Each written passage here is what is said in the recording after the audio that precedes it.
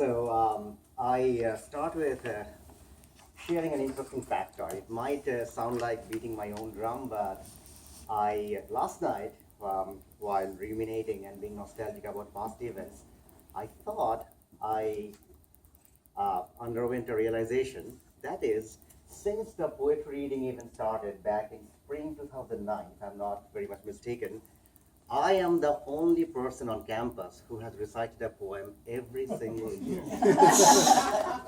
Is that true for you too, Charlie? Yeah, because I wasn't. Ever since I've been here, but well, So yeah. you that's do? true for me Okay, too. the two Yeah, of us yeah, actually that's then, true for me too then. Charlie and Yeah, me. I've been here, yeah. So the poem I'm going to recite is part of the historic Gitanjali by Rabindranath Tagore. So I'm going to read the original Bengali, and the English translation is part of the Gitanjali, for which Tagore won the Nobel Prize for Literature back in 1913, which was a historic event for the Nobel Prize itself, because he was the first non-European to receive the Nobel Prize for anything at all. So he was the first non-European Nobel laureate. So this is something that I won't be surprised if most people in the audience already know, um, or like heard from me at this very event during the past years. So today I decided to share a little something more before I get to the poem. The poem actually speaks for itself. It's a poem of longing, and like many Tagore poems, it makes you wonder if the longing is for your tangible best beloved, or it is also addressed to someone or something more enigmatic and more profound. So I won't talk too much about the poem, but I wanted to talk a little bit about the Bengali language. So one thing that I encounter so very often is that a huge fraction of people, at least like in this part of the world, have not even heard of the Bengali language. So when they ask me what my native tongue is, and I say Bengali, the common reaction is as if like they're hearing that name for the first time, like what? And that is playfully sad for me because I love the Bengali language, first of all. And also, it happens to be one of the top 10 languages of the world in terms of native speakers, number of native speakers, usually ranked 7th. So Hindi is usually ranked 5th and Bengali is ranked 7th because there's so many people in the subcontinent, of course. And more people have heard about Hindi because it's the unofficial national language of India, but not too many people about Bengali somehow. So that's one thing. It's a big language in terms of native speakers. Another interesting fact that sometimes people who are even into linguistics are not readily aware of is the fact that it's an Indo-European language. So it belongs to the great Indo-European family, which is the largest language family on the face of the planet. So large that I believe all the poems that were recited today, except Thai, I think, belong to that family. So most major languages in the world belong to the family, notable exceptions being Mandarin Chinese, Arabic, Turkish, Hebrew. Hebrew, yeah, of course, yeah, Hebrew, of course, yeah.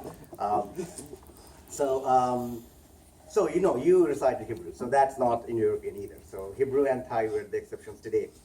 Now, in the mid 1700s, there was a British judge, Sir William Jones, in India, who was a very intelligent and very learned man, and he was a hyper polyglot. So long story short, he taught himself Sanskrit, and then he noticed the startling resemblance among Sanskrit and Latin and Greek. And he is the one who most prominently proposed the existence of a family, a language family, to which Sanskrit and Sanskrit's daughters and Latin's daughters and all the Germanic languages, Celtic languages, Slavic languages, they all belonged. And long story short, the Indo-European family was proposed. It's called the Indo-European family because most languages of Europe and most languages of India belong to that family. So Yes. Thai language derived from Sanskrit. Well, it has Different. many borrowed words, but I don't think it belongs to the Indo-European family. Gotcha. But let me know if I'm mistaken. I have no clue. Like you will like find mutual borrowings, and that might be misleading. For example, there are like too many words. A huge fraction of the English vocabulary comes from Latin, but it's not a daughter of Latin. It's a Germanic language, so things can get misleading and complicated. Gotcha. But yeah, I believe Thai does not belong to the Indo-European family, although it has many borrowed words Right. from Sanskrit. Okay. Thank you. Actually, Mandarin, which is not even an Indo-European language, the name Mandarin can be traced back to the Sanskrit word mantri. And it actually passed through the Malay language, then Portuguese, and then eventually in the English vocabulary. I did not know this like since a year ago, that Mandarin actually came from Sanskrit mantri. Just fascinating. So so that is how, yes. According to Google, Yes. Thai is not an Indo-European language. Okay, so But the Thai script is, if you look, you can see some of Yeah. We got a homework assignment. it's so interesting. So Librarians, you're talking for librarians, they check the facts. these digressions are so close to my heart because now let me tell you this briefly, Melanie. So the scripts are similar because they can be traced back to some original common script, but actually the Sanskrit script was not born in India. The Sanskrit script is traced back to some Semitic script. It came from the Brahmi script, and most scholars believe that it's actually Semitic in origin. And Semitic is a completely different language family. So the script and the language can actually belong to different origins. So things can get complex and confusing. So coming back to Sir William Jones. So he proposed the existence of the Indo-European family, and all daughters of Sanskrit belong to the Indo-Aryan group of the Indo-European family of languages. And William Jones founded the famous Asiatic Society in Calcutta, the capital of Bengal where I was born. And Sir William Jones is resting in Calcutta, still resting in Calcutta, in the largest historic Christian cemetery in Calcutta. So that is a little something about Bengali and where Bengali fits into the grander picture in a nutshell. So now the poem.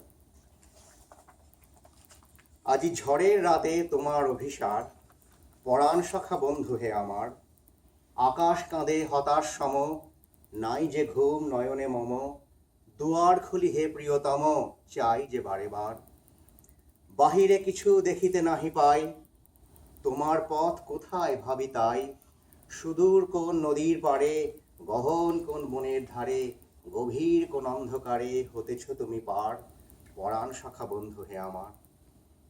Thank you.